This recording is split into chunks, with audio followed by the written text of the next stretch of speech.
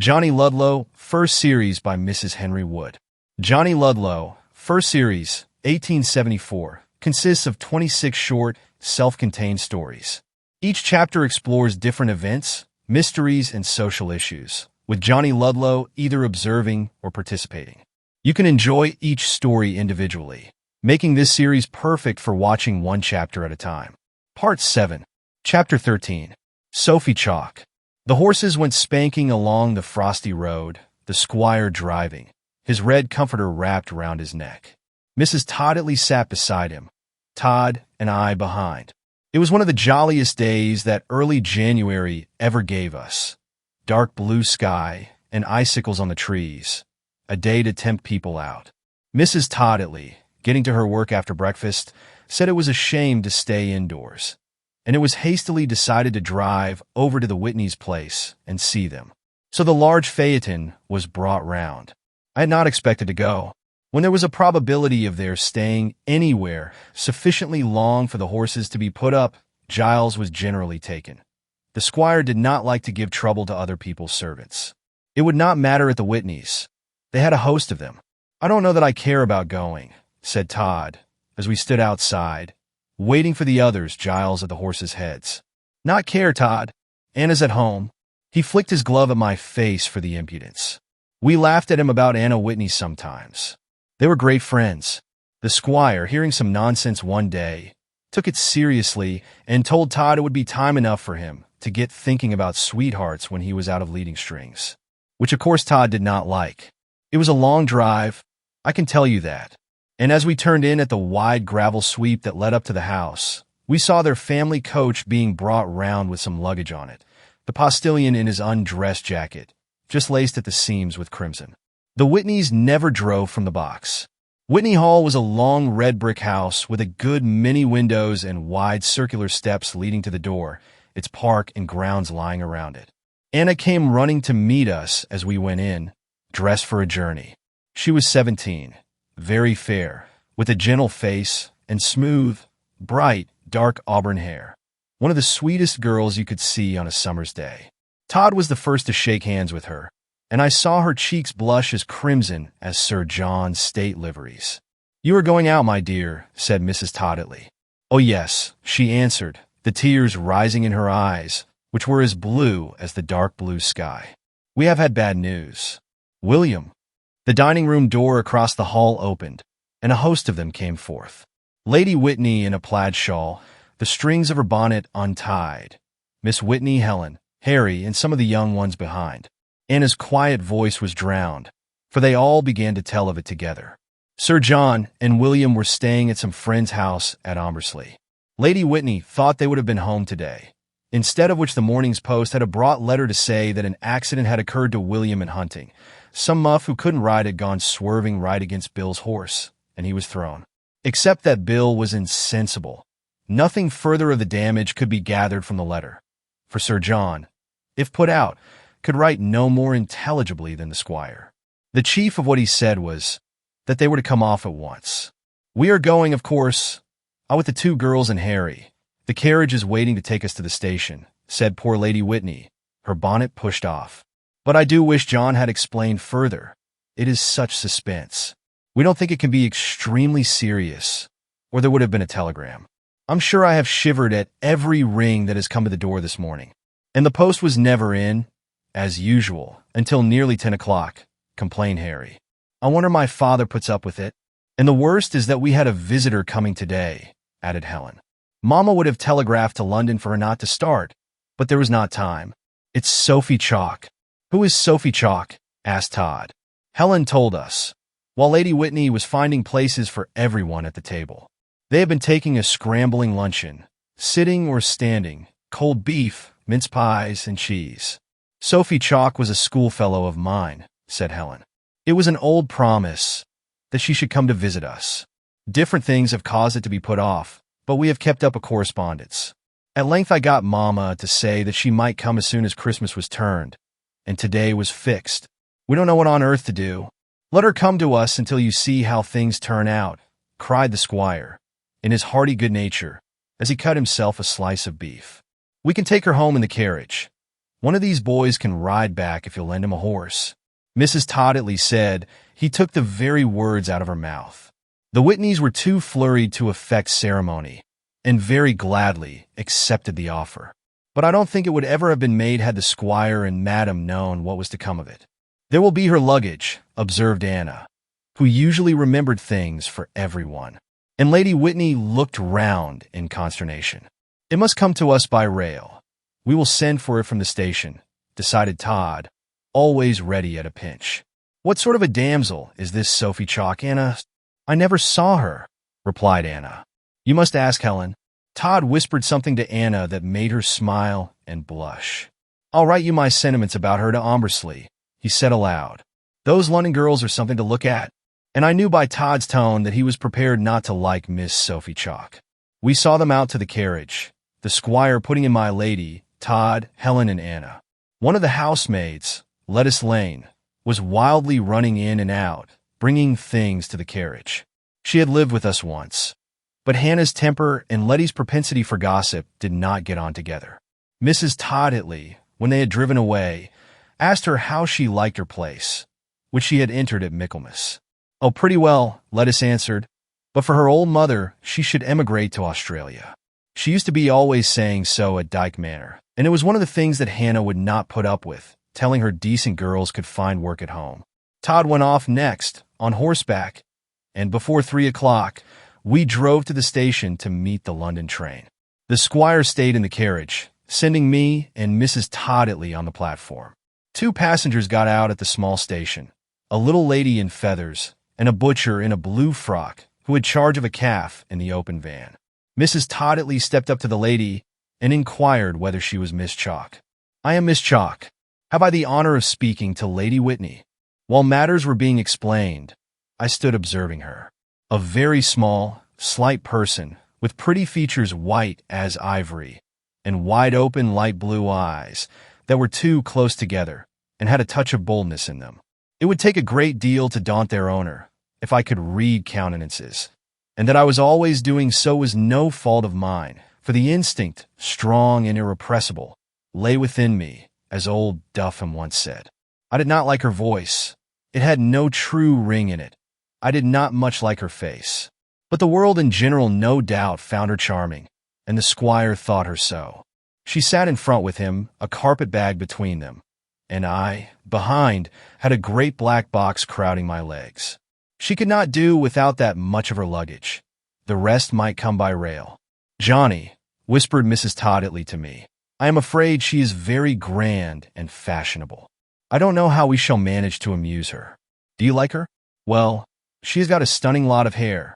"Beautiful hair, Johnny." With the hair close before us, I could only say so. It was brown, rather darker than Anna Whitney's, but with a red tinge in it, and about double the quantity. Nature or art was giving it a wonderful gloss in the light of the setting sun, as she turned her head about, laughing and talking with the squire. Her dress was some bright purple stuff trimmed with white fur. Her hands, lying in repose on her lap, had yellow gauntlets on. "I'm glad I ordered a duck for dinner, in addition to the boiled veal and bacon, Johnny," whispered Mrs. Todditley again. "The fish won't be much. It is only the cold cod done up in parsley sauce." Todd, at home long before, was at the door ready for us when we arrived. I saw her staring at him in the dusk. "Who was the gentleman that handed me out?" she asked me as we went in. "Mr. Todditley's son. I think I have heard Helen Whitney talk of him," she said in reflection. "He will be very rich, will he not?" "Pretty well. He will have what his father has before him, Miss Chalk." Mrs. Todditley suggested tea, but she said she would prefer a glass of wine, and went up to her chamber after taking it. Hannah and the housemaid were hastily putting one in order for her. Sleepy with the frosty air, I was nodding over the fire in the drawing-room when the rustle of silk awoke me. It was Miss Chalk. She came in gleaming like a fairy, her dress shining in the firelight, for they had not been in to light the candles. It had a green and gold tinge and was cut very low. Did she think we had a party, or that dressing for dinner was the fashion in our plain country house, as it might have been at a duke's? Her shoulders and arms were white as snow. She wore a silver necklace, the like of which I had never seen, silver bracelets, and a thick cord of silver twisting in and out of her complicated hair. "I'm sure it is very kind of your people to take me in," she said, standing still on the hearthrug in her beauty. "They have lighted a fire in my room. It is so comfortable. I do like a country house." At Lady Augustus Difford's. Her head went round at the opening of the door. It was Todd. She stepped timidly towards him, like a schoolgirl. Dressed as now, she looked no older than one. Todd might have made up his mind not to like her, but he had to surrender. Holding out her hand to him, he could only yield to the vision, and his heart shone in his eyes as he bent them upon her. "I beg your pardon for having passed you without notice. I did not even thank you for lifting me down, but I was frozen with the drive," she said in low tones. "Will you forgive me, Mr. Todd, at least?" "Forgive her?" As Todd stood there with her hand in his, he looked inclined to eat her. Forgiveness was not enough. He led her to the fire, speaking soft words of gallantry. "Helen Whitney has often talked to me about you, Mr. Todditley. I little thought I should ever make your acquaintance, still less be staying in your father's house. And I as little dreamt of the good fortune that was in store for me," answered Todd. He was a tall, fine young fellow then, rising 20, looking older than his age. She, as she looked tonight, a delicate, beautiful fairy of any teen's fancy might please to picture. As Todd stood over her, his manner took a gentle air, his eyes a shy light, quite unusual with him. She did not look up, except by a modest glance now and again, dropping her eyes when they met his own. He had the chance to take his fill of gazing, and used it. Todd was caught. From the very first night that his eyes fell on Sophie Chalk, his heart went out to her. Anna Whitney. What child's play had the joking about her been to this? Anna might have been his sister, for all the regard he had for her of a certain sort, and he knew it now. A looker-on sees more than a player, and I did not like one thing. She drew him on to love her. If ever a girl spread a net to entangle a man's feet, that girl was Sophie Chalk. She went about it artistically, too, in the sweetest, most natural way imaginable, and Todd did not see or suspect an atom of it. No fellow, in a similar case, ever does. If their heart's not engaged, their vanity is, and it utterly blinds them. I said a word or two to him, and was nearly knocked over for my pains. At the end of the fortnight, and she was with us nearly that length of time, Todd's heart had made its choice for weal or for woe. She took care that it should be so. She did, though he cut my head off now for saying it. "You shall judge." She began on that first night, when she came down in her glistening silk, with the silver on her neck and hair. In the drawing-room, after dinner, she sat by him on the sofa, talking in a low voice, her face turned to him, lifting her eyes and dropping them again. My belief is she must have been to a school where they taught eye play. Todd thought it was sweet, natural, shy modesty. I thought it was all artistic. Mrs. Todditley was called from the room on domestic matters. The squire, gone asleep in his dinner chair, had not come in. After tea, when all were present, she went to the piano, which no one ever opened but me, and played and sang, keeping Todd by her side to turn the music and to talk to her at available moments. In point of execution, her singing was perfect, but the voice was rather harsh, not a note of real melody in it. After breakfast the next morning, when we were away together, she came to us in her Johnny hat, all feathers, and her purple dress with its white fur. She lured him off to show her the dike and goodness knows what else, leaving Lena, who had come out with her, to be taken home by me. In the afternoon, Todd drove her out in the pony chaise. They had settled the drive between them down by the dike, and I know she had plotted for it, just as surely as though I had been behind the hedge listening. I don't say Todd was loath. It was quite the other way from the first. They took a 2-hour drive, returning home at dusk, and then she laughed and talked with him and me round the fire until it was time to get ready for dinner. That second evening, she came down in a gauzy sort of dress, with a thin, white body. Mrs. Todditley thought she would be cold, but she said she was used to it. And so it went on. Never were they apart for an hour. No, nor scarcely for a minute in the day. At first Mr. and Mrs. Todditley saw nothing.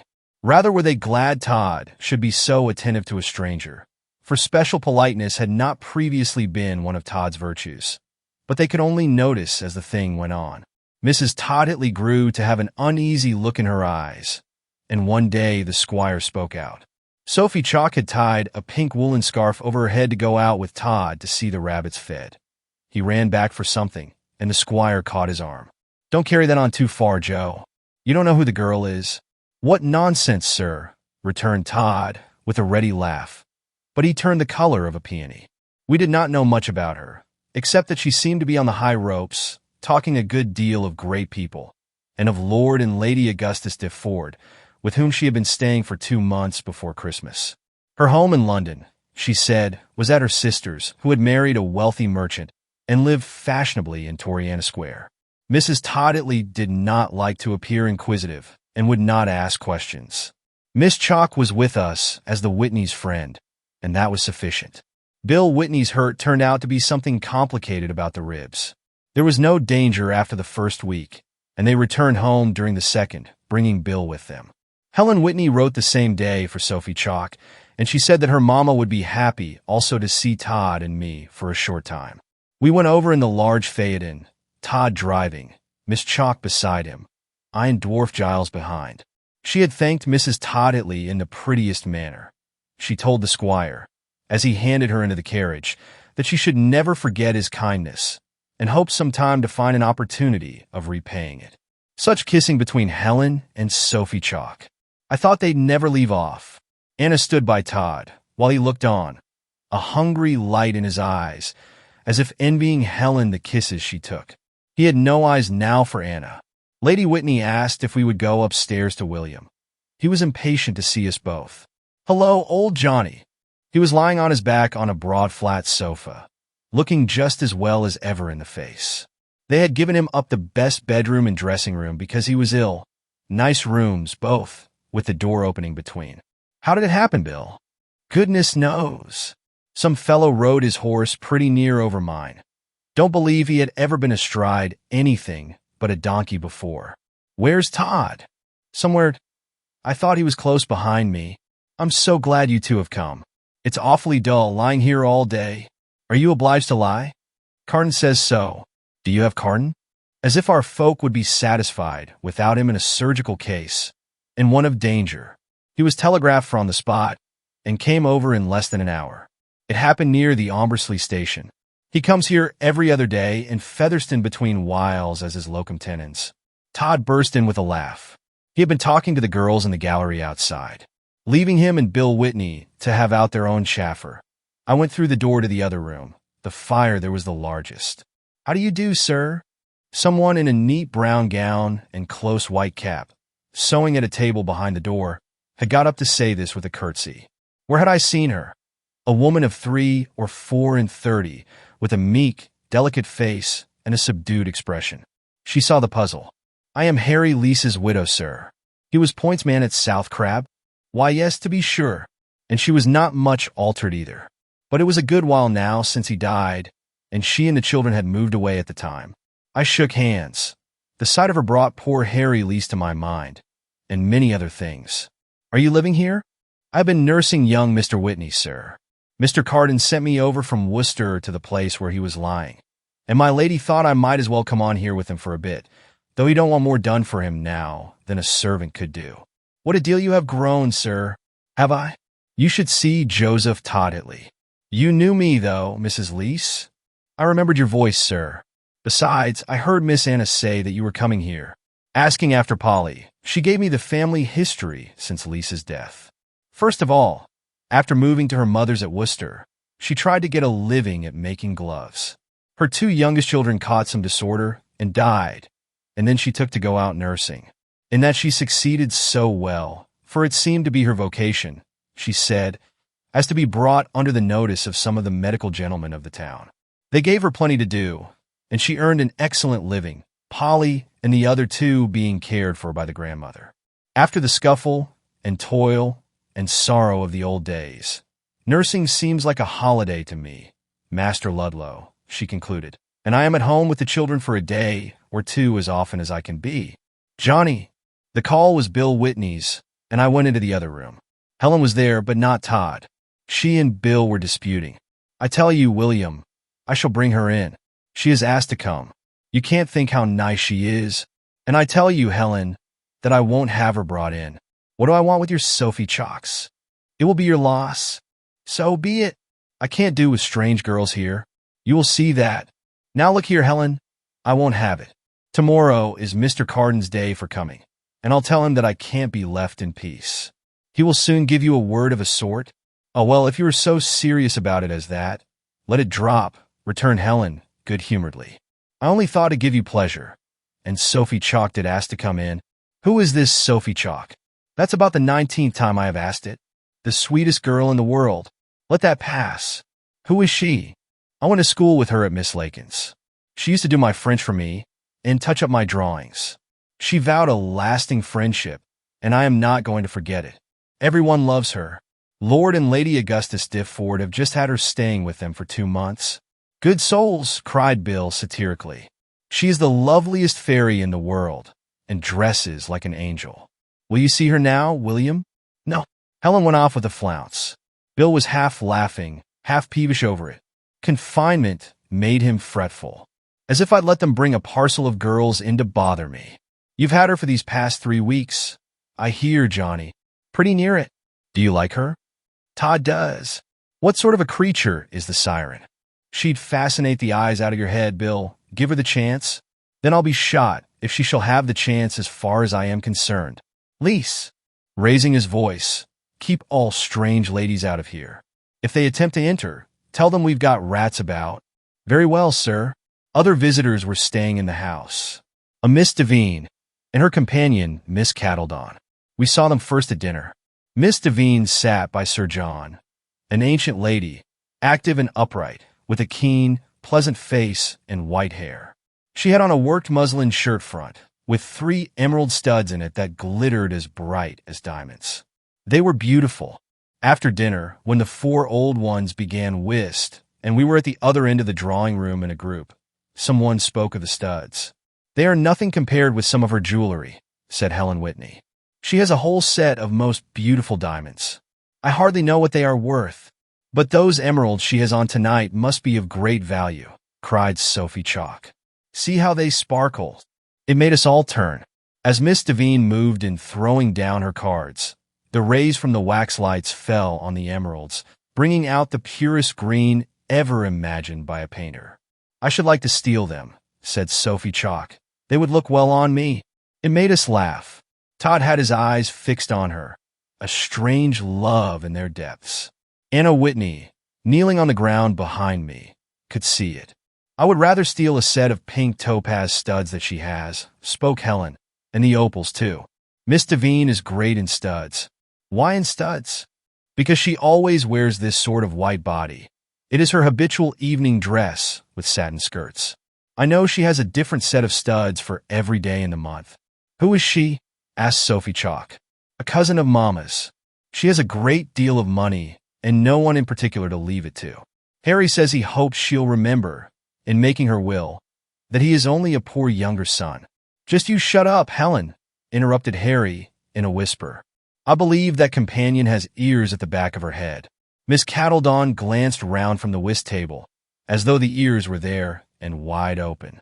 She was a wiry lady of middle age, quite 40, with a screwed-in waist and creaking stays, a piece of crimson velvet round her long, thin neck, her scanty hair light as ginger. It is she that has charge of the jewel box, spoke Helen, when we thought it safe to begin again. Miss Devine is a wonderful old lady for 60. She has come here without a maid this time, and dresses herself. I don't see what use Miss Cattledon is to her, unless it is to act as general refrigerator, but she gets 100 a year's salary and some of the old satins. Sophie, I'm sure she heard what we said, that we should like to steal the trinkets. Hope she relished it, quoth Harry. She'll put them under double lock and key, for fear we should break in. It was all jesting. Amid the subdued laughing, Todd bent his face over Sophie Chalk, his hand touching the lace on her sleeve. She had on blue tonight with a pearl necklace. Will you sing that song for me, Miss Chalk? She rose and took his arm. Helen jumped up and arrested them ere they reached the piano. We must not have any music just now. Papa never likes it when they are at whist. How very unreasonable of him, cried Todd, looking fiercely at Sir John's old red nose and steel spectacles. "Of course it is," agreed Helen. If he played for guinea stakes instead of sixpenny, he could not be more particular about having no noise. "Let us go into the study. We can do as we like there." We all trooped off. It was a small square room with a shabby carpet and worn horsehair chairs. Helen stirred up the fire, and Sophie sat down on a low stool and said she'd tell us a fairy tale. We had been there just a week when it came out. The week was a good one. Long walks in the frosty air, a huge swing between the cedar trees, riding by turns on the rough Welsh pony for fun, bagatelle indoors, work, music, chatter, one dinner party, and a small dance. Half my time was spent in Bill's room. Todd seemed to find little leisure for coming up, or for anything else, except Sophie Chalk. It was a gone case with Todd. Looking on, I could see that, but I don't think anyone else saw it except Anna. He liked Sophie too well to make it conspicuous. Harry made open love to her. Sir John said she was the prettiest little lady he had seen for many a day. I dare say Todd told her the same in private. And she, well, I don't know what to say. That she kept Todd at her side, quietly fascinating him always, was certain, but her liking for him did not appear real. To me, it seemed that she was acting it. "I can't make that Sophie Chalk out, Todd," I said to him one day by the beaches. "She seems childishly genuine, but I believe she's just as sharp as a needle." Todd laughed idly and told me I was the simplest muff that ever walked in shoe leather. She was no rider, and someone had to walk by her side when she sat on the Welsh pony, holding her on at all the turnings. It was generally Todd. She made believe to be frightfully timid with him. It was at the end of the week that the loss was discovered. Miss Devine's emerald studs were gone. You never heard such a commotion. She, the owner, took it quietly, but Miss Cattledon made noise enough for 10. The girls were talking round the study fire the morning after the dance, and I was writing a note at the table when Lettice Lane came in, her face white as death. "I beg your pardon, young ladies, for asking, but have any of you seen Miss Devine's emerald studs, please?" They turned round in surprise. "Miss Devine's studs!" exclaimed Helen. "We are not likely to have seen them, Lettice." "Why do you ask?" "Because, Miss Helen, they're gone. That is, Miss Cattledon says they are. But with so much jewelry as there is in that case, it is very easy to overlook 2 or 3 little things." Why Lettice Lane should have shaken all over in telling this was a marvel. Her very teeth chattered. Anna inquired, but all the answer given by the girl was that it had put her into a twitter. Sophie Chalk's countenance was full of compassion, and I liked her for it. "Don't let it trouble you, Lettice," she said kindly. "If the studs are missing, I dare say they will be found. Just before I came down here, my sister lost a brooch from her dressing table. The whole house was searched for it. The servants were uncomfortable." "And was it found, miss?" interrupted Lettice, too eager to let her finish. "Of course it was found. Jewels don't get hopelessly lost in gentlemen's houses. It had fallen down, and, caught in the lace of the toilette drapery, was lying hid within its folds." "Oh, thank you, miss. Yes, perhaps the studs have fallen too," said Lettice Lane as she went out. Helen looked after her in some curiosity. Why should the loss trouble her? Lettice has nothing to do with Miss Devine's jewels. "Look here, Helen. I wish we had never said we should like to steal the things," spoke Sophie Chalk. "It was all in jest, of course, but this would not be a nice sequel to it." "Why, yes, you did say it, some of you," cried Anna, who until then had seemed buried in thought, and her face flushed. "What if we did?" retorted Helen, looking at her in some slight surprise. Soon after this, in going up to Bill's room, I met Lettice Lane. She was running down with a plate and looked whiter than ever. "Are the studs found, Lettice?" "No, sir." The answer was short, the manner scared. Helen had wondered why the loss should affect her, and so did I. "Where's the use of your being put out over it, Lettice? You did not take them." "No, Master Johnny, I did not, but looking round and dropping her voice, I am afraid I know who did, and it was through me. I'm a'most mad." This was rather mysterious. She gave no opportunity for more, but ran down as though the stairs were on fire. I went on to Bill's chamber and found Todd and Harry with him. They were laughing over a letter from some fellow at Oxford. Standing at the window close by the inner door, which was ajar. I heard Lettuce Lane go into the dressing room and speak to Mrs. Leese in a half-whisper. "I can't bear this any longer," she said. "If you have taken those studs, for heaven's sake, put them back. I'll make some excuse. Say I found them under the carpet or slipped under the drawers. Anything. Only put them back." "I don't know what you mean," replied Mrs. Leese, who always spoke as though she had only half a voice. "Yes, you do. You have got the studs." By the pause that ensued, Nurse Leese seemed to have lost the power of speech. Lettuce took the opportunity to put it more strongly. "If you've got them about you, give them into my hand now, and I'll manage the rest. Not a living soul shall ever know of this, if you will." "Oh, do give them to me." Mrs. Leese spoke then. "If you say this again, Lettuce Lane, I'll tell my lady all." And indeed, I had been wanting to tell her ever since I heard that something had gone. "It was for your sake I did not." "For my sake," shrieked Lettuce. "Well, it was. I'm sure I'd not like to say it if I could help, Lettuce Lane. But it did strike me that you might have been tempted to you know." So it was accusation and counter-accusation. Which of the two confessed first was uncertain, but in a short time the whole was known to the house and to Lady Whitney. On the previous night, the upper housemaid was in bed with some slight illness, and it fell to Lettuce Lane to put the rooms to rights after the ladies had dressed. Instead of calling one of the other servants, she asked Mrs. Leese to help her, which must have been for nothing but to gossip with the nurse, as Lady Whitney said. On Miss Devine's dressing table stood her case of jewels, the key in the lock. Lettuce lifted the lid. On the top tray glittered a heap of ornaments, and the two women feasted their eyes with them.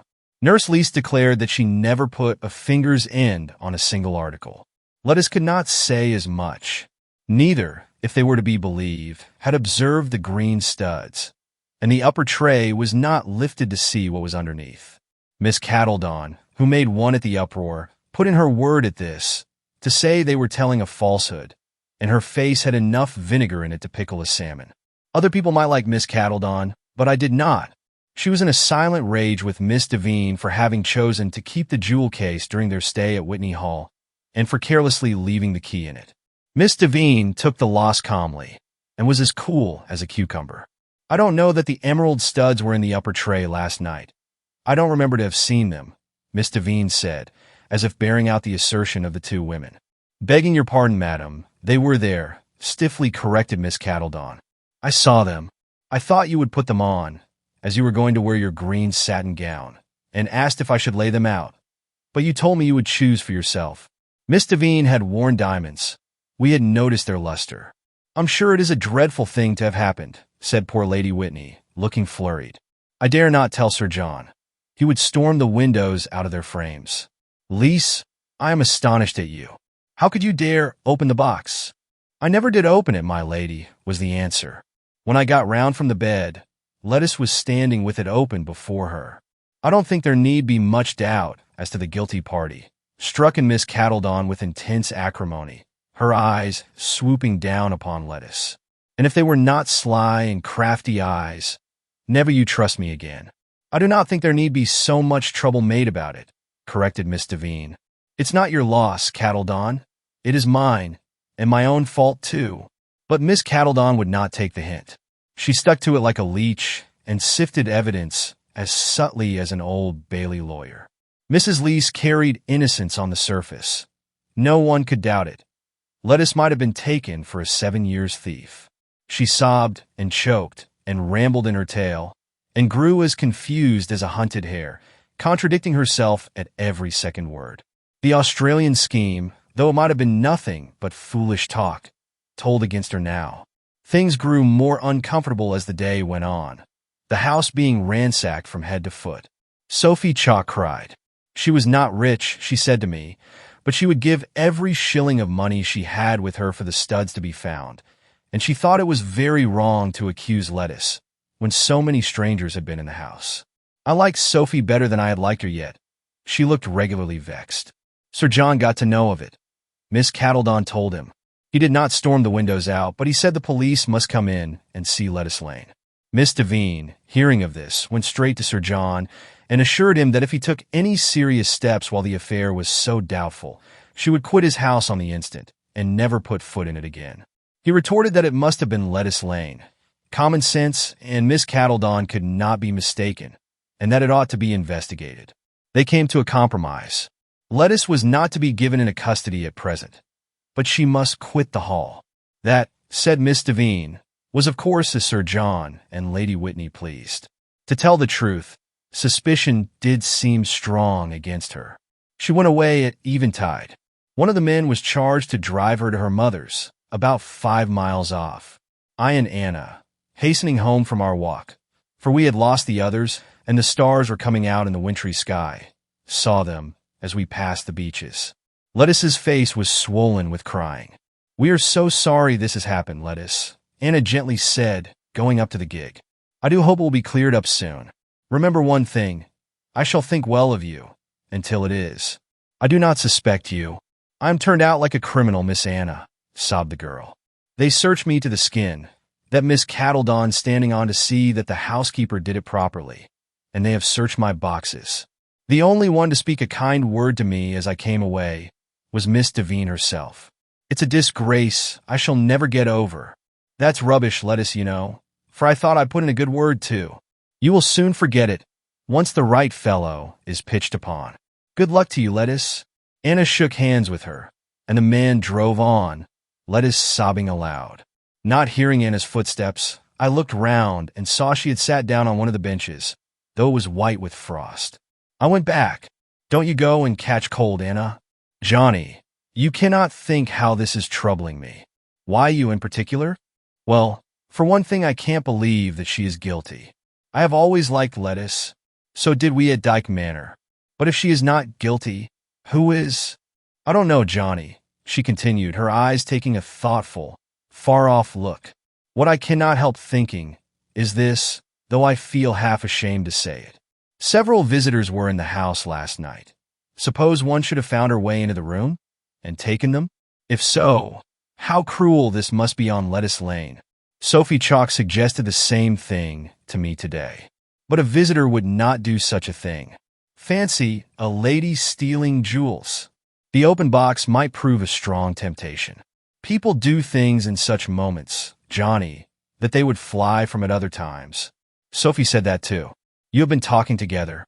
"I have not exchanged a word with Sophie Chalk on the subject. The ideas might occur naturally to any of us. I did not think it at all likely to have been a visitor. How should a visitor know there was an open jewel box in Miss Devine's room?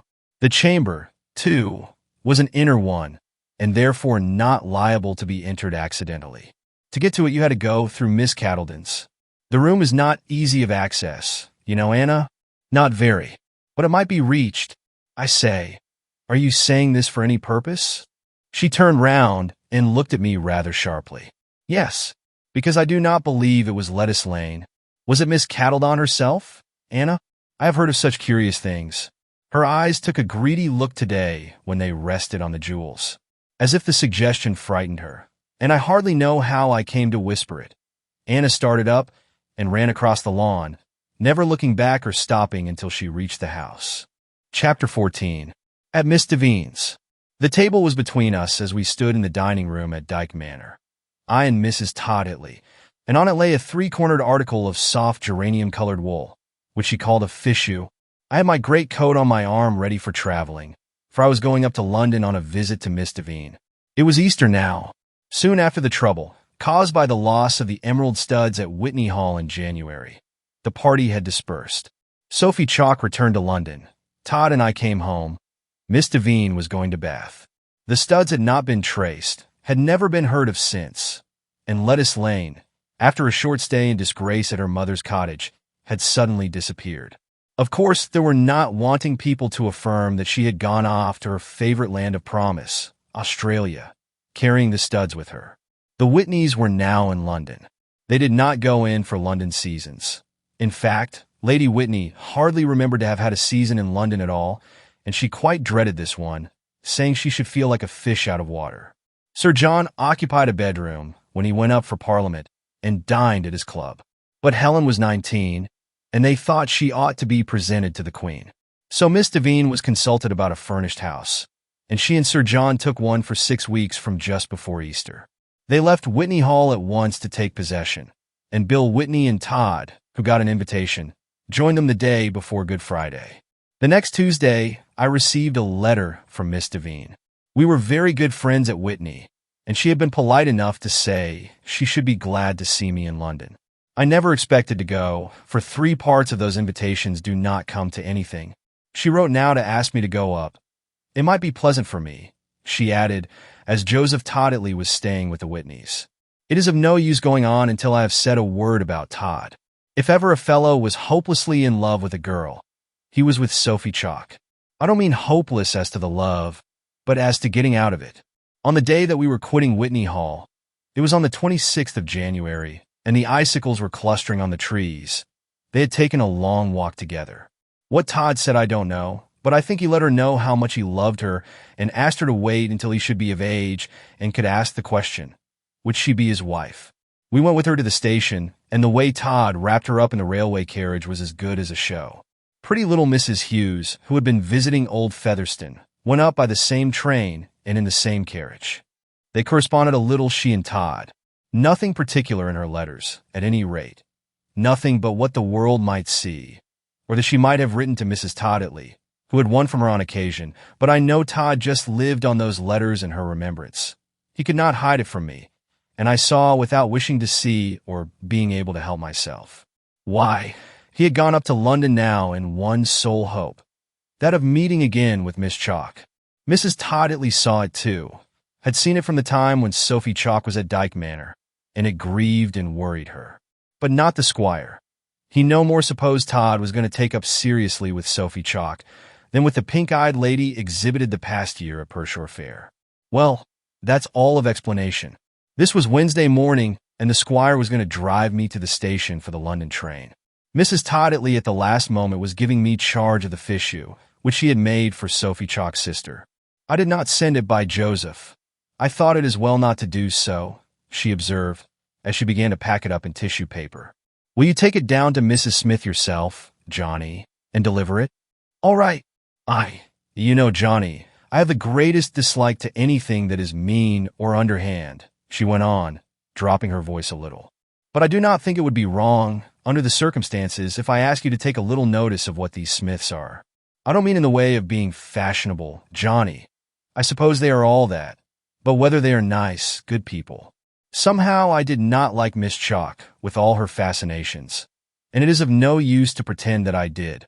She was too fascinating for ordinary folk. Good mother. Yes, that was it. She seemed to put the fascinations on. And, Johnny, though we were to hear that she had 1,000 a year to her fortune, I should be miserable if I thought Joe would choose her for his wife. She used to say she was poor, but she seemed to have a whole list of lords and ladies for her friends. So I conclude she and her connections must be people of note. It is not that, Johnny, rich or poor. It is that I don't like her for herself, and I do not think she is the one to make Joe happy. She never spoke openly about her friends, you know, or about herself. At any rate, you take down this little parcel to Mrs. Smith, with my kind regards, and then you'll see them for yourself.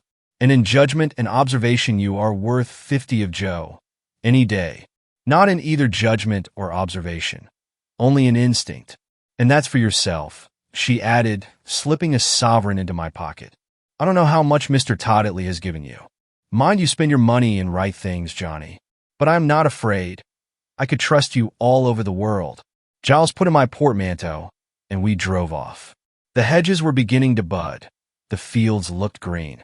From observations about the young lambs, and a broken fence that he went into a passion over, the squire suddenly plunged into something else. You take care of yourself, sir, in London. Boys get into all kinds of pitfalls there, if they don't mind. But I do not call myself a boy, sir, now.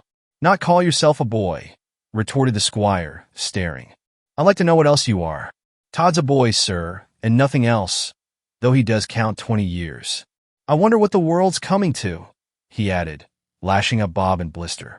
In my days, youngsters did not think themselves men before they had done growing.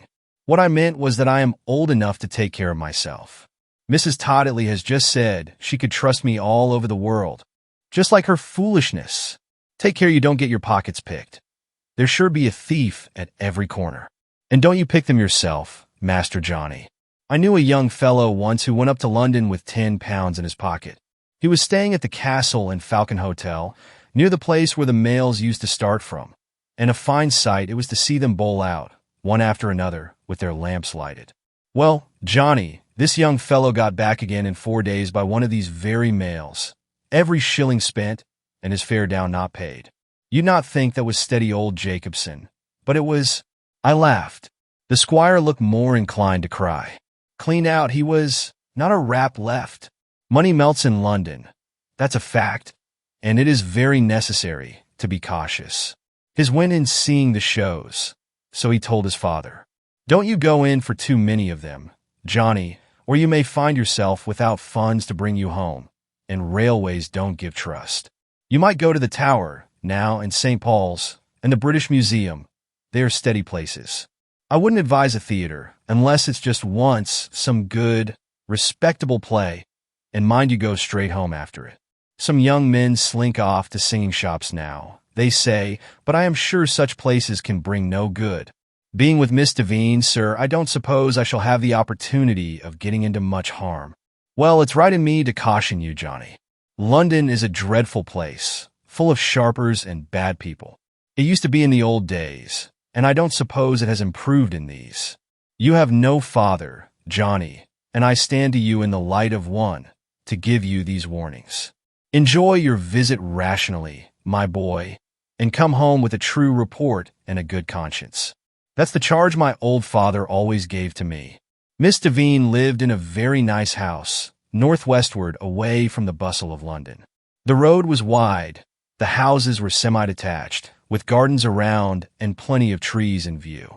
Somehow I had hoped Todd would be at the Paddington terminus, and was disappointed, so I took a cab and went on. Miss Devine came into the hall to receive me, and said she did not consider me too big to be kissed, considering she was over 60. Miss Cattledon, sitting in the drawing-room, gave me a finger to shake, and did not seem to like my coming. Her waist and throat were thinner and longer than ever. Her stays creaked like parchment. If I'd never had a surprise in my life, I had one before I was in the house an hour.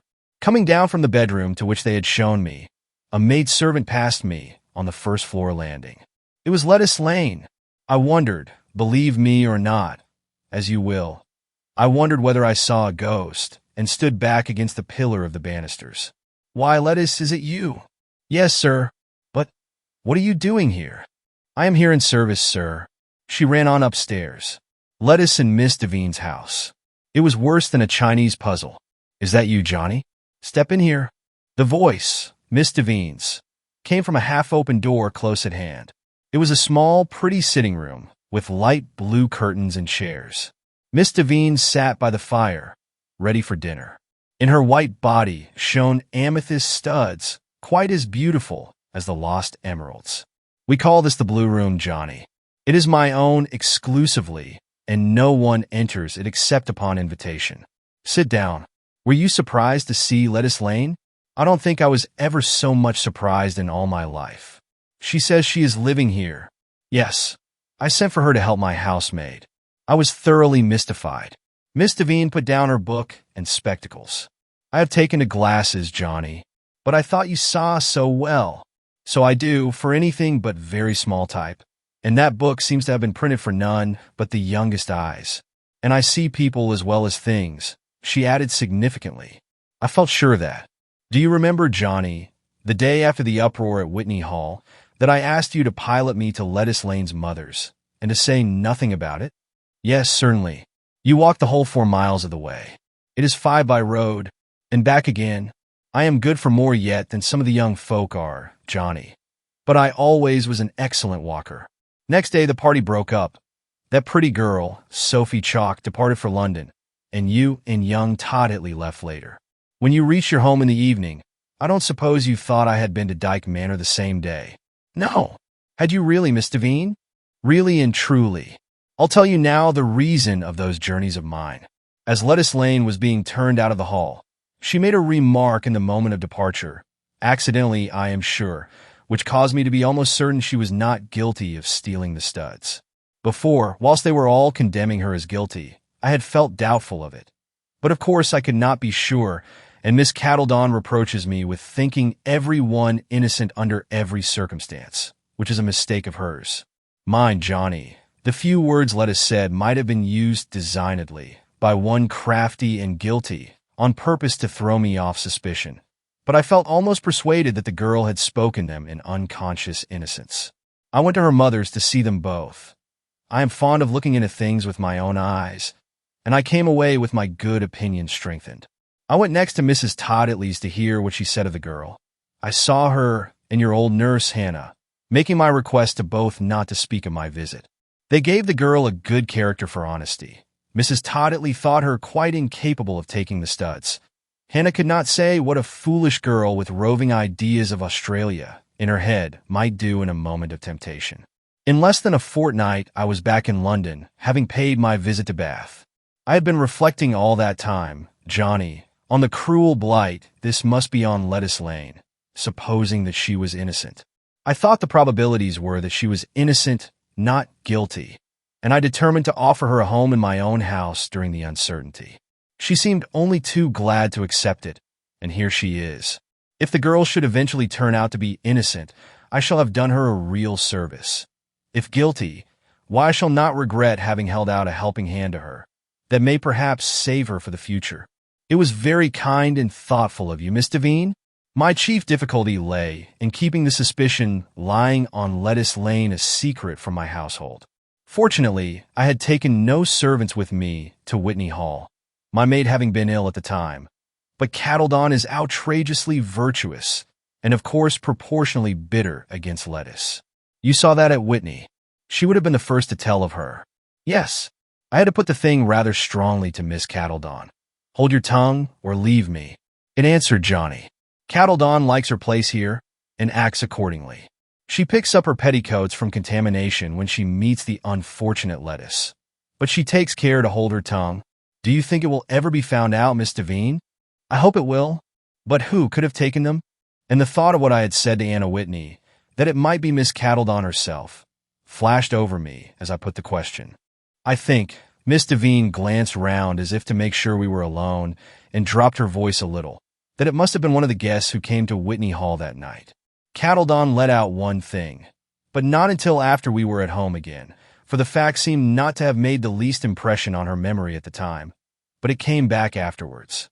When she was quitting her room after dressing that evening, I being already out of mind and downstairs, she saw the shawl she had worn in the afternoon lying across a chair just as she had thrown it off.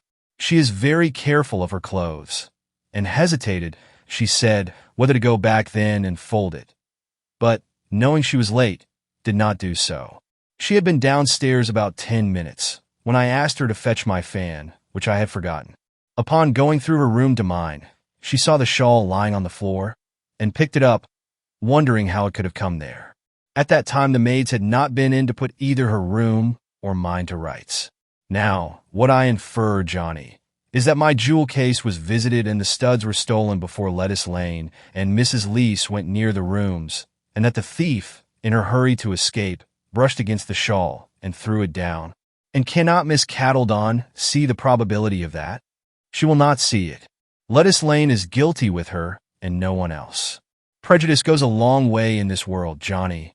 The people who came to the dance that night were taking off their things in the next room to Miss Cattledon's, and I think it likely that some one of them may have found a way into my chamber, perhaps even by accident, and the sight of the brilliant emerald studs, they were more beautiful than any they were lying with, was too much for human equanimity. It was my fault for leaving the dressing case open, and do you know, Johnny, I believe I left it literally open. I can never forget that. But Lettuce Lane said it was shut.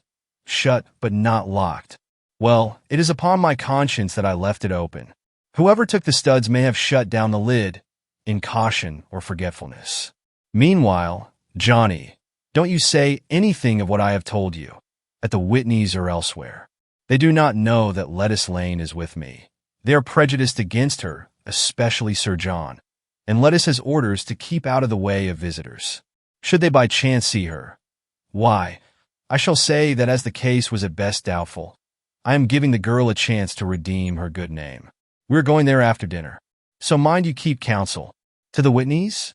It is only next door, as you may say. I did not mention that you were coming up, she added, so there will be a surprise for them. And now we will go down. Here, carry my book for me, Johnny. In the drawing room, we found a gray-haired curate with a mild voice. Miss Cattledon was simpering and smiling upon him. I gathered that he did duty in the church hard by, and had come to dinner by invitation. He took in Miss Devine, and that other blessed lady fell to me. It was a very good dinner, uncommonly good to me after my journey. Miss Devine carved, and didn't she make me eat? She said she knew what boys' appetites were. The curate took his leave, but Miss Devine sat on. She fancied to have heard that the Whitneys were to have friends to dinner that night, and would not go in too early. About half a dozen houses lay between, and Miss Devine put a shawl over her head and walked the distance. Such a mistake, to have taken a place for them so near Hyde Park, whispered Miss Cattledon as we were following, and I'm sure she must have been in a gracious mood to give me the confidence. Neither Sir John nor Miss Devine has much notion of the requirements of fashionable society, Mr. Ludlow. As to poor Lady Whitney, she is a very owl in all that relates to it. Poor Lady Whitney, not looking like an owl, but a plain, good-hearted English mother, was the first to see us. There was no dinner party after all. She sat on a chair just inside the drawing room, which was precisely the same in build and size as Miss Devine's, but had not her handsome furniture and appointments. She said she was glad to see me, and would have invited me with Joe, but for want of beds. They were all grouped at the other end of the room, playing at forfeits, and a great deal too busy to notice me. I had leisure to look at them. Helen was talking very fast, Harry shouting. Anna sat leaning her cheek on her hand. Todd stood frowning and angry against the wall. The young ones were jumping about like savages, and Bill Whitney was stuck on a stool, his eyes bandaged, and the tips of a girl's white fingers touching his hands. A fairy, rather than a girl, for that's what she looked like, with her small, light figure and her gauze skirts floating. Miss Sophie Chalk. But what on earth had come to her hair? It used to be brown. It was now light and gleaming with gold spangles. Perhaps it belonged to her fairy nature. Suddenly Bill shouted out, Miss Chalk, threw off the bandage, and caught her hands to kiss her. It was all in the forfeits. He had a right to do it because he guessed her name. She laughed and struggled. The children and Helen were as wild Indians with glee, and Todd looked ready to bring the roof down. Just as Bill gave the kiss, Anna saw me. Of course, it created an interlude, and the forfeits were thrown up. Todd came out of his passion, feeling a little frightened. Johnny, why, what in the world brings you here? Anything wrong with my father? I'm only come up on a visit to Miss Devine, Todd. Well, I'm sure, cried Todd, as if he thought he ought to have all the visiting, and I none of it. Sophie put her hand into mine. I am so glad to see you again, she said in her softest tone. And dear Mrs. Todditley, how is she? And the sweet children? But she never waited to hear how, for she turned away at some question put by Bill Whitney. Sir John came in, and the four old ones sat down to their whist in the small drawing room opening from this. The children were sent to bed. Sophie Chalk went to the piano to sing a song in hushed tones, Todd putting himself on one side, Bill on the other. Are both of them going in for the ladies' favor? I asked of Anna, pointing to the piano, as she made room for me on the sofa. I think Miss Chalk would like it, Johnny. How well Bill is looking. Oh, he is quite recovered. He seems all the stronger for his accident. I suppose the rest and the nursing set him up. Is Sophie Chalk staying here? No, there's hardly room for her. But she has been here every day and all day since we came up. They sent her home in a cab at night, and one of the maids has to go with her. It is Helen's arrangement. Do you like London, Anna? No. I wish I had stayed at home. But why? Well, but I can't tell you every reason. Tell me one? Anna did not answer. She sat looking out straight before her, her eyes full of trouble. Perhaps it is all nothing, Johnny. I may be fanciful and foolish, and so take up mistaken notions. Wrong ones on more points than one. Do you mean anything there? Yes. It would be, I think, a terrible misfortune for us if William were to engage himself to Sophie Chalk. You mean Todd, Anna? I said impulsively. She blushed like a rose. Down at Whitney, I did think it was he. But since we came here, she seems to have changed. To be. Going in for Bill. I'll put it plainly, you see, Anna. I cannot help fearing that it would be a very sad mistake for either of them. Oh, Johnny, I am just tormented out of my peace, doubting whether or not I ought to speak. Sometimes I say to myself, yes, it would be right, it is my duty. And then again I fancy that I am altogether mistaken, and that there's nothing for me to say. But what could you say, Anna? Anna had been nervously winding her thin gold chain round her finger. She unwound it again before answering. Of course, what could I? And if I were to speak and find there was no cause, she dreamily added, I should never forgive myself. The shame of it would rest upon me throughout life. Well, I don't see that, Anna. Just because you fancied things were serious when they were not so, where would be the shame? You don't understand, Johnny. I should feel it, and so I wish I had stayed down at Whitney, out of the reach of torment. I wish another thing with all my heart, that Helen would not have Sophie Chalk here.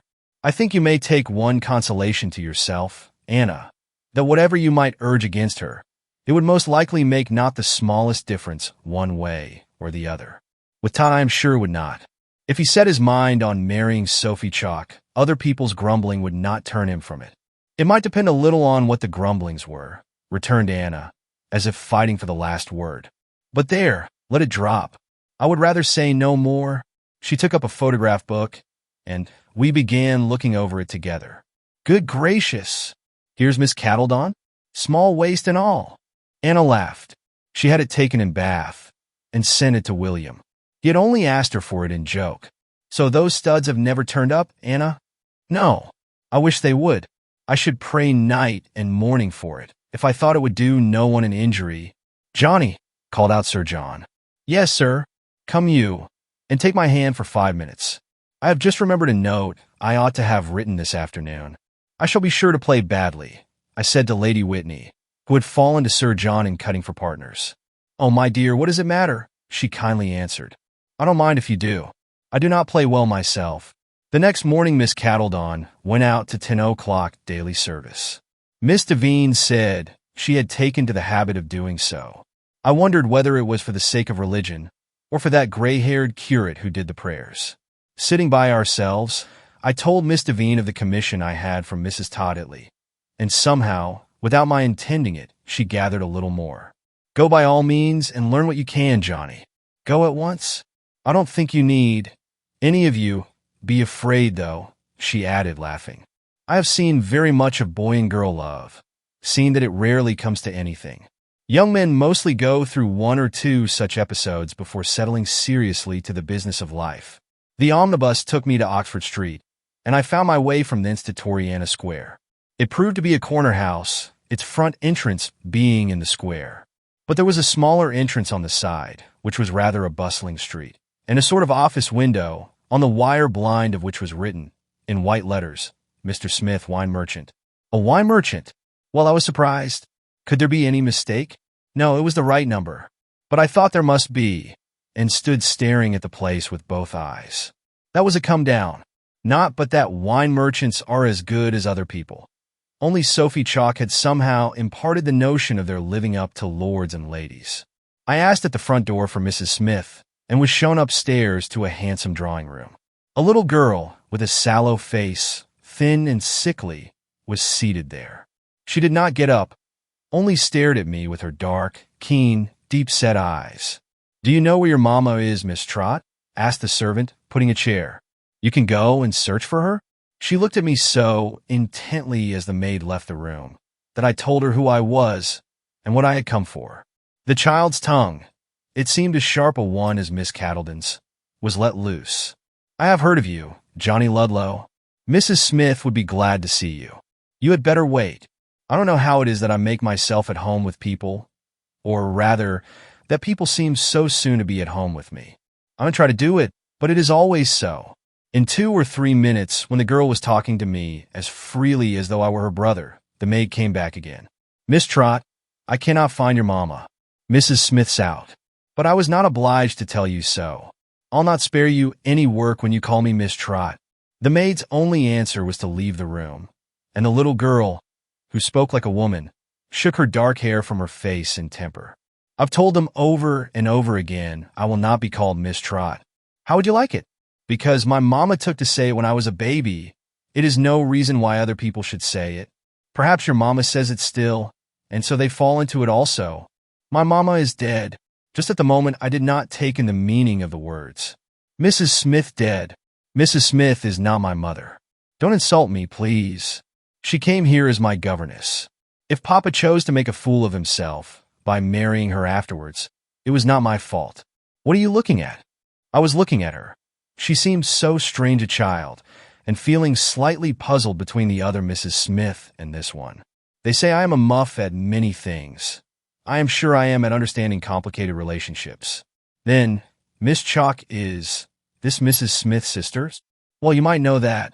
They are a pair, and I don't like either of them. There are 2 crying babies upstairs now. Mrs. Smith's? Yes, Mrs. Smith's, with intense aggravation. Papa had quite enough with me, and I could have managed the house and servants as well as she does. And because Nancy Chalk was not enough, in addition, we must be never safe from Sophonisba. Oh, there are crosses in life. Who is Sophonisba? She is Sophonisba. Perhaps you mean Sophie Chalk? Her name's not Sophie or Sophia either. She was christened Sophonisba, but she hates the name and takes care to drop it always. She is a deep one. Is Sophonisba Chalk? Is this her home? She makes it her home when she's not out teaching, and Papa never seems to think it an encroachment. Sophonisba Chalk does not keep her places, you know. She thought she had got into something fine last autumn at Lord Augustus Difford's, but Lady Augustus gave her warning at the first month's end. Then Miss Chalk is a governess? What else do you suppose she is? She comes over people and gets a stock of invitations on hand and goes to them between times. You should hear the trouble there is about her dresses, that she may make a good appearance. And how she does it I can't think. They don't tell me their contrivances. Mrs. Smith must give her some, I am sure of it, which Papa has to pay for, and Sophonisba goes and trusts for others. She was always dressed well down with us. Of course she was. Whitney Hall was her great card place, but the time for the visit was so long before it was fixed, she thought it had all dropped through. It came just right, just when she was turned out of Lady Augustus Difford's. Helen Whitney had promised it a long while before. I know, when they were schoolfellows at Miss Lakin's. They were not schoolfellows. Sophonisba was treated as the rest, but she was only improving pupil. She gave her services, learnt of some of the masters, and paid nothing. How old do you think she is? Broke off Miss Trott. About 20. She was 26 last birthday, and they say she will look like a child till she's 36. I call it a shame for a young woman of that age to be doing nothing for herself, but to be living on strangers. And Papa and I are nothing else to her. How old are you? I could not help asking. 15, nearly 16. People take me to be younger because I am short, and it vexes me. They would not think me young if they knew how I feel. Oh, I can tell you it is a sharpening thing for your Papa to marry again, and to find yourself put down in your own home. Has Miss Chalk any engagement now? She has not had an engagement all this year, and now it's April. I don't believe she looks after one. She pretends to teach me. While she's waiting, she says, but it's all a farce. I won't learn of her. I heard her tell Mr. Everty I was a horrid child. Fancy that. Who is Mr. Everty? Papa's head clerk. He is a gentleman, you know, and Sophonisba thinks great things of him. Ah, I could tell something if I liked, but she put me on my honor. Oh, she's a sly one. Just now, she is all her time at the Whitneys, red hot for it. You're not going? Stay to luncheon. I must go. Miss Devine will be waiting for me. You can deliver the parcel, please, with Mrs. Todditley's message. I will call in to see Mrs. Smith another day. And to see me too? Came the quick retort. Yes, of course. Now, mind, you can't break your word. I shall say it is me you are coming to call upon. They think I am nobody in this house. Ask for Miss Smith when you come. Goodbye, Johnny Ludlow. She never stirred as I shook hands. She seemed never to have stirred hand or foot throughout the interview. But, as I opened the door, there came an odd sort of noise, and I turned to look what it was. She, hastening to cross the room, with a crutch, to ring the bell, and I saw that she was both lame and deformed. In passing down the side street by the office, someone brushed by, with the quick step of a London businessman. Where had I seen the face before? Whose did it put me in mind of? Why, it came to me all in a minute, Roger Monks. He who had lived at Dyke Manor for a short time as head gardener under false auspices. But, as I have not said anything about him before, I will not enter into the history now. Before I could turn to look, Monk had disappeared, no doubt round the corner of the square. "Todd," I said, as soon as I came across him, "Sophie Chalk's a governess." "Well, what of that?" asked Todd. "Not much, but she might as well have been candid with us at Dyke Manor. A governess is a lady. Ought to be. But why did she make out to us that she had been a visitor at the Diffords, when she was only the teacher? We should have respected her just as much, perhaps made more of her. What are you cavilling at? As if a lady was never a teacher before." "Oh, Todd, it is not that. Don't you see? If she had kept a chandler's shop and been open about it, what should we have cared? It was the sailing under false colors, trying to pass herself off for what she is not." He gave no answer to this, except a whistle. "She has turned 26, Todd, and she was not a schoolgirl at Miss Lakin's, but governess pupil. I suppose she was a schoolgirl once? I suppose she was? Good. What else have you to say? Wise Johnny." "Nothing. Nothing. For where was the use? Sophie Chalk would have been only an angel in his eyes, though he heard that she had sold apples at a street corner. Sophie, that very morning, had begged Lady Whitney to let her instruct the younger children, as a friend, so long as they were in town, for the governess at Whitney was a daily one, and they had not brought her. Lady Whitney at first demurred, and then kissed Sophie for her goodness. The result was that a bed was found for Miss Chalk, and she stayed with them altogether. But I can't say much for the teaching. It was not Sophie Chalk's fault, perhaps. Helen would be in the schoolroom, and Harry would be there, and I and Anna sometimes, and Todd and Bill always. Lady Whitney looked upon this London sojourn as a holiday, and did not mind whether the children learnt or played, provided they were kept passably quiet. I told Sophie of my visit to take the fichu, and she made a wry face over the lame girl.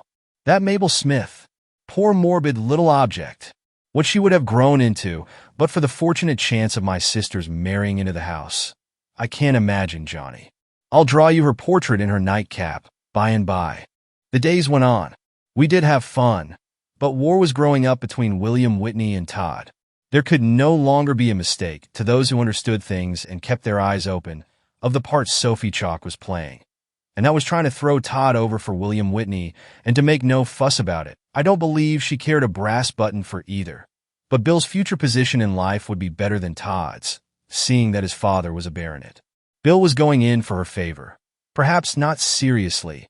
It might have been for the fun of the moment, or to amuse himself by spiting Todd. Sir John and my lady never so much as dreamt of the byplaying going on before their faces, and I don't think Helen did. "I told you she'd fascinate the eyes out of your head, Bill. Give her the chance," said I to him one day in the schoolroom, when Miss Chalk was teaching her pupils to dance. "You shut up, Johnny," he said, laughing, and shied the atlas at me. Before the day was out, there was a sharp, short quarrel. They were all coming for the evening to Miss Devine's. I went in at dusk to tell them not to make it 9 at night. Turning into the drawing room, I interrupted a scene, Bill Whitney and Todd railing at one another. What the bone of contention was I never knew, for they seemed to have reached the end of it. "You did," said Todd. "I did not," said Bill. "I tell you, you did, William Whitney. Let it go. It's word against word, and we shall never decide it. You are mistaken, Toddetly, but I am not going to ask your leave as to what I shall do, or what I shan't. You have no right to say to Miss Chalk what I heard you saying today. I tell you, you did not hear me say anything of the sort. Put it that you did. What business is it of yours? If I chose to go in for her, to ask her to be the future Lady Whitney, though it may be many a year, I hope, before I step into my father's place, good old man, who has the right to say me nay?" Todd was foaming. Dusk though it was, I could see that. They took no more account of my being present than of Harry's little barking dog. "Look here, Bill Whitney.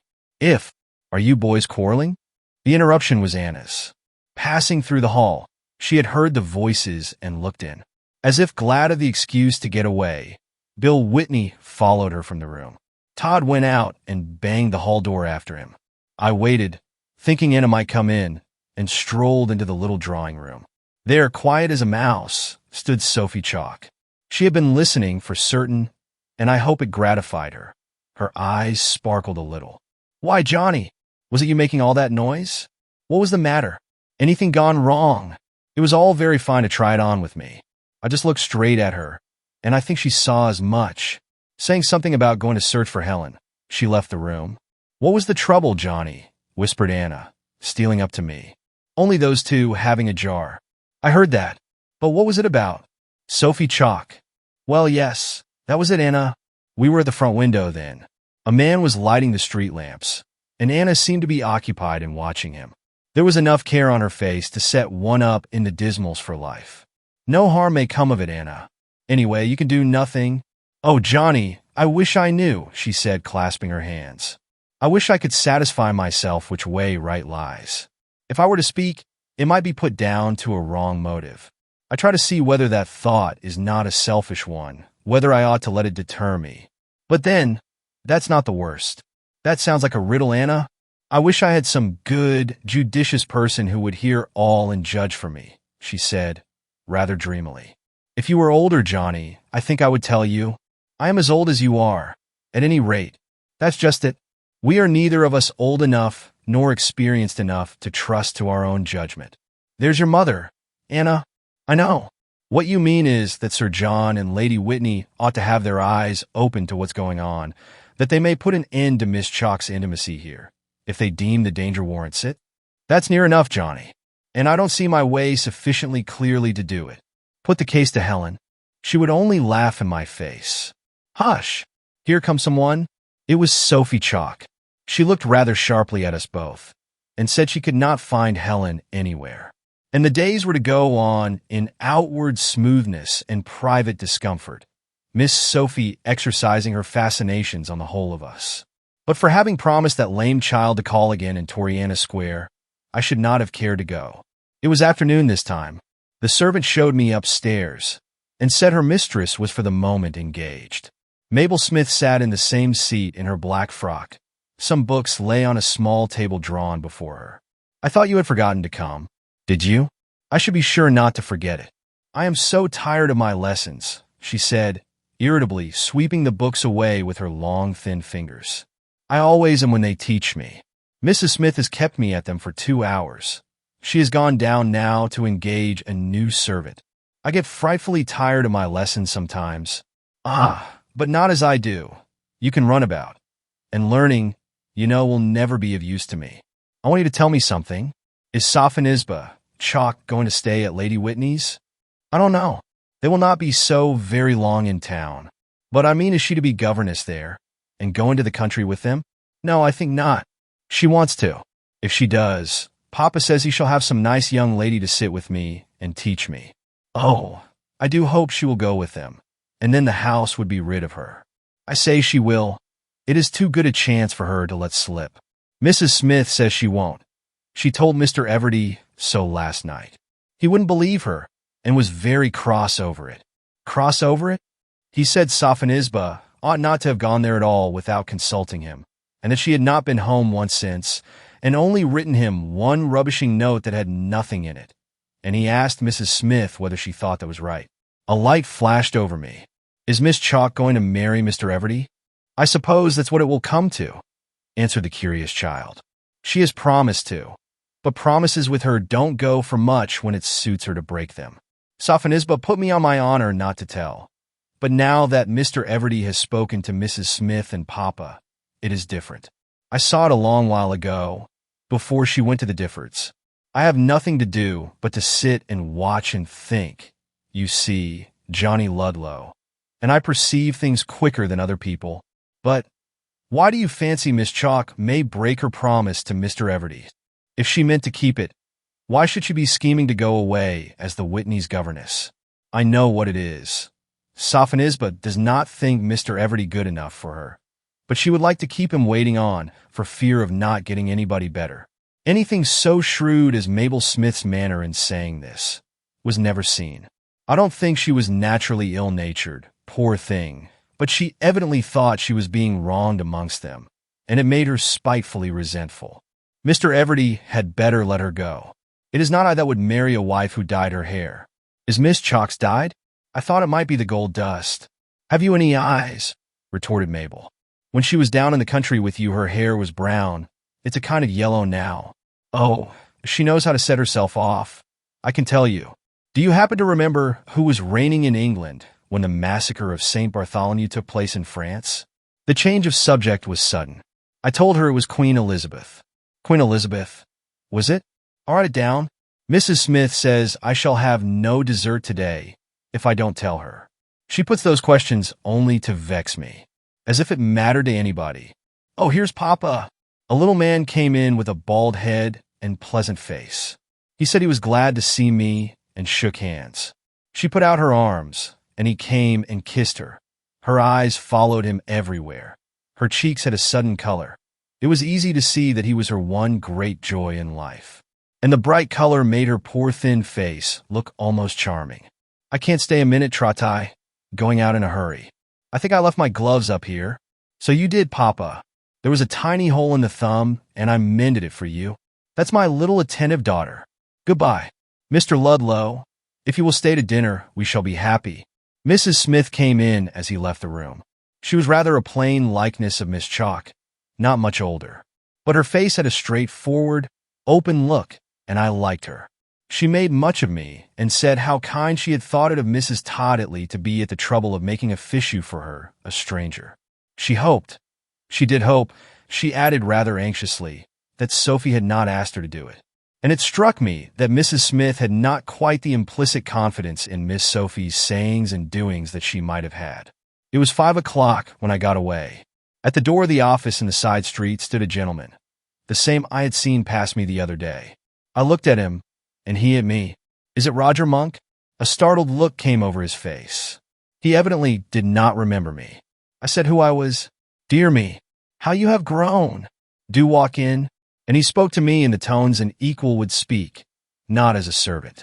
As he was leading the way into a sort of parlor, we passed a clerk at a desk and a man talking to him. Here's Mr. Everty. He will tell you, said the clerk, indicating Monk. He is asking about those samples of pale brandy, sir. Whether they are to go? Yes, of course. You ought to have taken them before this, Wilson, was Roger Monk's answer. And so I saw that he was Mr. Everty. I have resumed my true name, Everty, he said to me in low tones. The former trouble that sent me away a wanderer is over. Many men, I believe, are forced into such episodes in life. You were with Mr. Smith? These 2 years passed. I came to him as head clerk. I now have a commission on sales and make a most excellent thing of it. I don't think the business could get on without me now. Is it true that you are to marry Miss Chalk? I asked, speaking on a sudden impulse. Quite true, if she does not throw me over, he answered, and I wondered at his candor. I suppose you have heard of it indoors? Yes. I wish you all success. And didn't I wish it in my inmost heart? Thank you. I can give her a good home now. Perhaps you will not talk about that old time if you can help it, Mr. Ludlow. You used to be good-natured, I remember. It was a dark page in my then reckless life. I am doing what I can to redeem it. I dare say he was, and I told him he need not fear. But I did not like his eyes yet, for they had the same kind of shifty look that Roger Monk's used to have. He might get on none the worse in business, for as the squire says, it is a shifty world. Sophie Chalk engaged to Mr. Everty, and he Roger Monk. Well, it was a complication. I went back to Miss Devine's without, so to say, seeing daylight.